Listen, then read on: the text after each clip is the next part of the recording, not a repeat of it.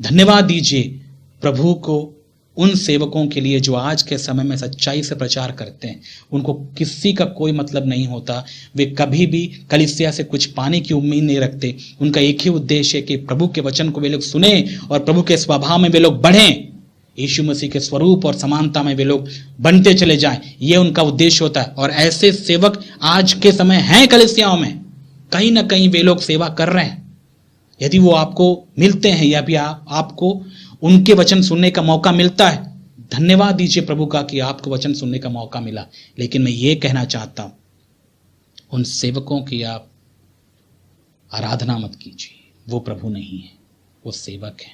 उनको सेवक का दर्जा दीजिए। और एक सेवक को आदर देना, इज्जत देना अच्छी बात है, लेकिन परमेश्वर की महिमा उस सेवक को आप नहीं दे सकते। मैं परमेश्वर की महिमा लेने के लायक नहीं हूं, मैं तो मात्र उसका सेवक हूं, यही मैं समझता हूं। और इसीलिए हर एक सेवक को ऐसा समझना चाहिए।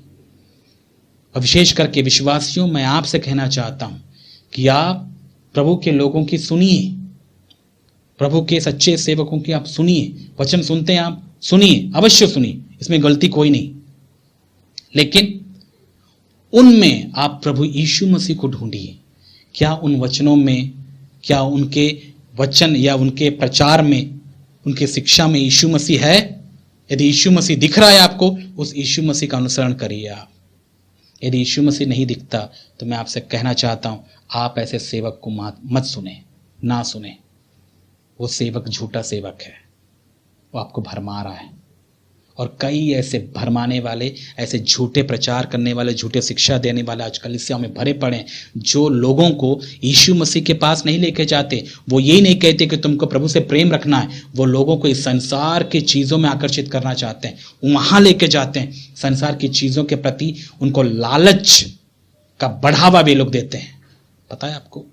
इसलिए आजकल कई प्लेटफॉर्म्स में आप लोग सुनेंगे, कई लोग आते हैं, कई प्रचारक आते हैं, बोलते हैं क्या प्रभु की आशीष पाना चाहते हो, और उनका पूरा ध्यान इस संसारिक आशीषों में रहता है, शारीरिक आशीषों पर ही रहता है। ये कौन है?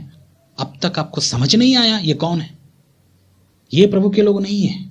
प्रभु के लोग आपको प्रभु के साथ आपके रिश्ते को जोड़ेंगे। संसार के लोग, विशेष करके झूठे शिक्षक और प्रचारक, आपको संसार की बातों के साथ में आपके रिश्ते को जोड़ेंगे। ऐसे ही तो आपको समझ में आना है। आप जब वचन सुनते हैं, किसी का प्रचार सुनते हैं, आप किसके साथ जुड़ जाते हैं? खुद के साथ या प्रभु के साथ? यदि आप खुद के साथ जुड़ रहे हैं तो आपने कहीं ना कहीं गलत संदेश सुना, आपने गलत प्रचारक की सुनी। लेकिन यदि आप प्रभु के साथ जुड़ रहे हैं, याद रखिएगा आपने प्रभु की वाणी सुनी।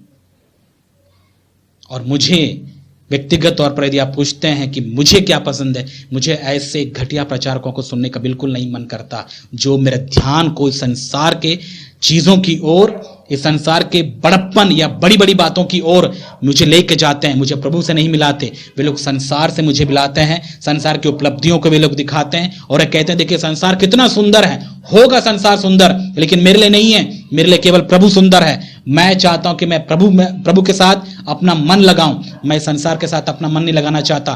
प्रभु है मेरा प्रभु, वो है मेरा हस्बैंड, वो है मेरा पति, ये संसार नहीं है। ऐसे लोग बहुत आया से आपको चर्च में मिलेंगे आज के समय में। जितने भी ये लोग बहुत बड़ा बड़ा जो ढोंग करते हैं बड़े बड़े प्लेटफॉर्म्स में, ये सब यही काम कर रहे हैं। लोगों के ध्यान को वे लोग यीशु मसीह की ओर नहीं जा रहे हैं, नहीं लेके जा रहे हैं। इसलिए वहां पर जो भी जाते हैं उनसे आप पूछ के देखिए, क्यों आए हो यहाँ पर कलीसिया में, यहाँ पर क्या करने आए हो? बोलेंगे, क्या बोलते हैं, मैं बीमार था और प्रभु मैंने सुना कि यहाँ पर मुझे वो पास्टर हैं, वो मुझे दुआ करेंगे तो ठीक हो जाएंगे। यीशु मसीह के बारे में सुने? नहीं सुने। यीशु मसीह के बारे में सुने? यीशु मसीह कौन है पता ही नहीं।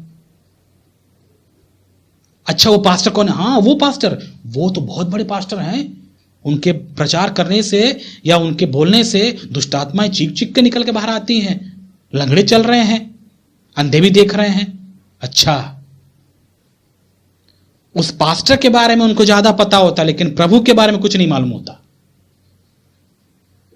और फिर भी कई मूर्ख लोग हैं, वे लोग जाते हैं वहां पर, कई लोग हैं वहां पर, ऐसी जगह में जाके भिड़ जाते हैं।